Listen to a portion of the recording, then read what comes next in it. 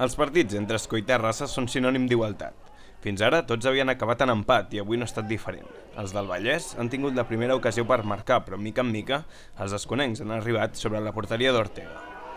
Passada la mitja hora de joc, Ivan Teranill ha aprofitat un contraatac per superar el porter garenc amb un fort xut i avançar els esconencs.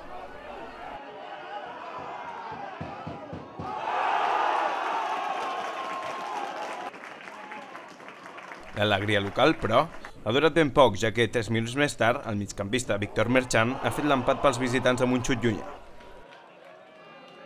Yo creo que hemos estado bien pues a partir del gol, ¿no? O sea, 5 minutitos antes del gol. A partir de ahí hasta el final del primer tiempo, ahí sí que hemos estado bien y luego ha sido todo muy igualado. A priori hubiésemos firmado todos quizá un empate, ¿no?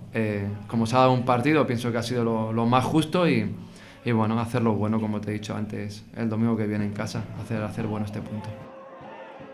Hombre, yo creo que nosotros hemos hecho méritos para conseguir los 3 puntos. Y bueno, una pena.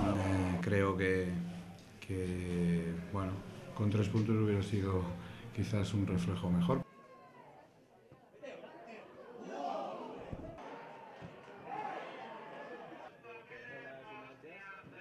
Y Sergi, yo no soy médico y no tengo ni idea, pero tiene mala pinta, parece que puede ser peroné.